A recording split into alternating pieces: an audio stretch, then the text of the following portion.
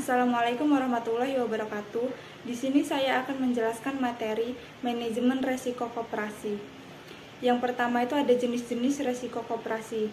Resiko ini dapat berasal dari berbagai faktor, faktor internal maupun faktor eksternal, yang harus dikelola dengan baik untuk memastikan koperasi dapat mencapai tujuan dan meningkatkan kesejahteraan anggotanya.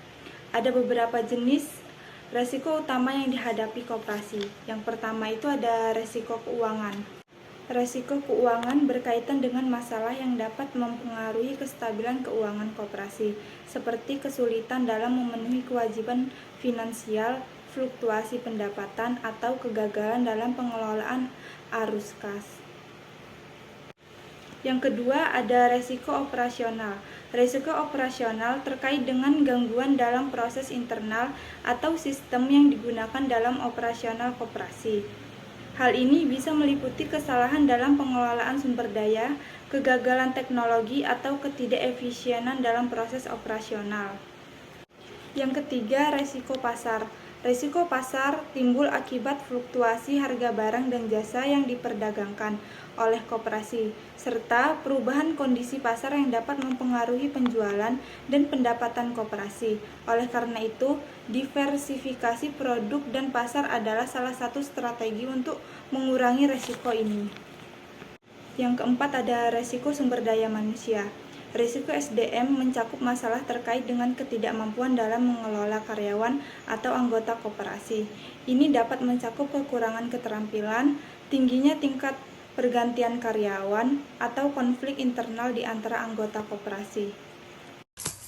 Yang kelima, ada resiko reputasi. Resiko reputasi itu berhubungan dengan citra koperasi di mata publik dan anggotanya. Reputasi yang buruk dapat menyebabkan berkurangnya partisipasi anggota dan bahkan menarik diri dari koperasi.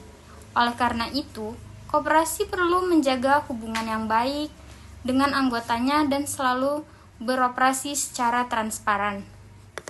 Yang keenam, ada resiko regulasi dan kebijakan pemerintah. Koperasi juga dapat terpengaruhi oleh perubahan regulasi atau kebijakan pemerintah yang dapat mempengaruhi operasional dan keberlanjutan koperasi.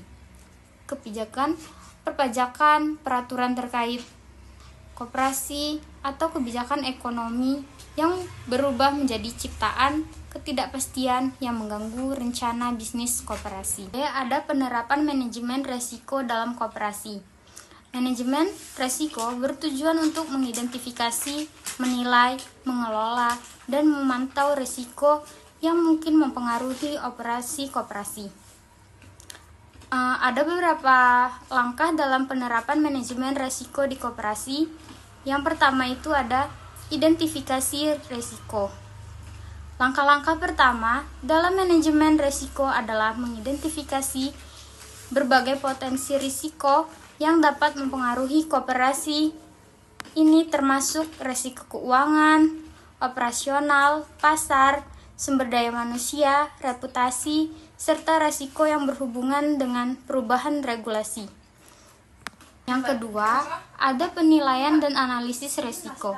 Penilaian dilakukan untuk menilai tingkat kemungkinan terjadinya resiko dan dampak terhadap koperasi. Berdasarkan penilaian ini, koperasi dapat mengklasifikasikan risiko menjadi kategori rendah, sedang, atau tinggi.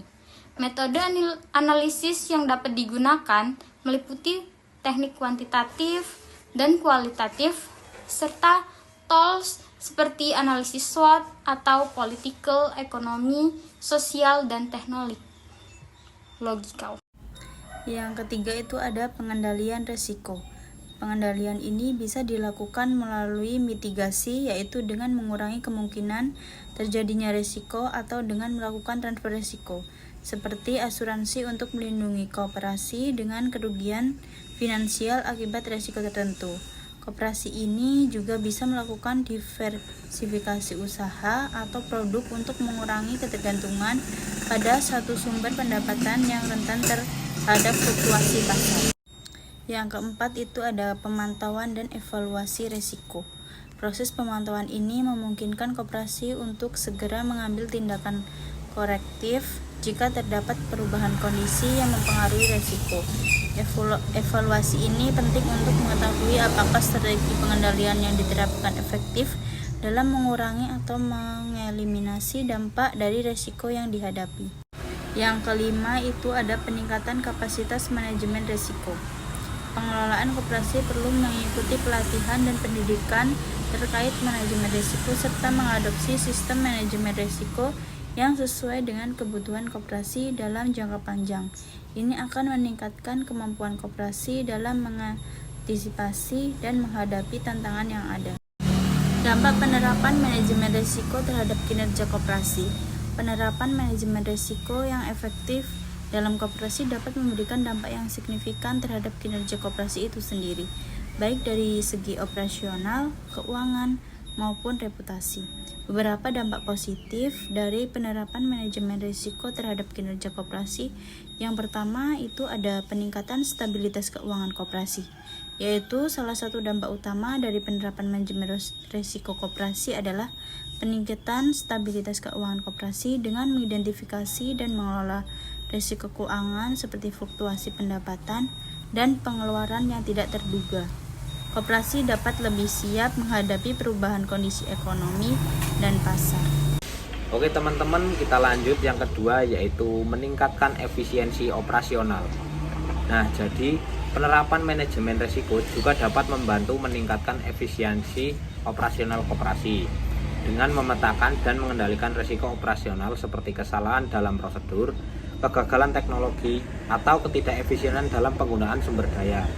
Koperasi dapat mengurangi pemborosan dan meningkatkan produktivitas. Terus yang ketiga yaitu penguatan reputasi dan kepercayaan anggota.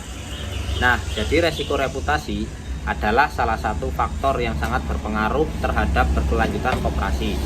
Penerapan manajemen resiko yang baik, terutama dalam hal transparansi, akuntabilitas, dan kepatuhan terhadap regulasi, akan membantu membangun dan menjaga reputasi koperasi. Lanjut yang keempat yaitu kemampuan menghadapi tantangan pasar dan lingkungan eksternal. Oke, jadi dengan strategi mitigasi resiko yang tepat, koperasi dapat beradaptasi dengan perubahan pasar dan meminimalkan dampak negatifnya. Misalnya dengan diversifikasi produk atau pasar, koperasi tidak perlu tergantung pada satu sumber pendapatan, yang membuat koperasi lebih fleksibel dan mampu bertahan lebih lama di tengah ketidakpastian. Selanjutnya yang kelima yaitu peningkatan kepemimpinan dan manajemen koperasi. Nah, jadi pengelolaan resiko yang baik mengharuskan manajer dan pengurus koperasi untuk memiliki pemahaman yang mendalam mengenai dinamika resiko yang dihadapi, serta mengembangkan keterampilan dalam pengambilan keputusan yang tepat. Hal ini mendorong pengelola koperasi untuk lebih proaktif dan responsif terhadap perubahan serta mampu menyusun strategi yang lebih terencana dan matang untuk mencapai tujuan koperasi.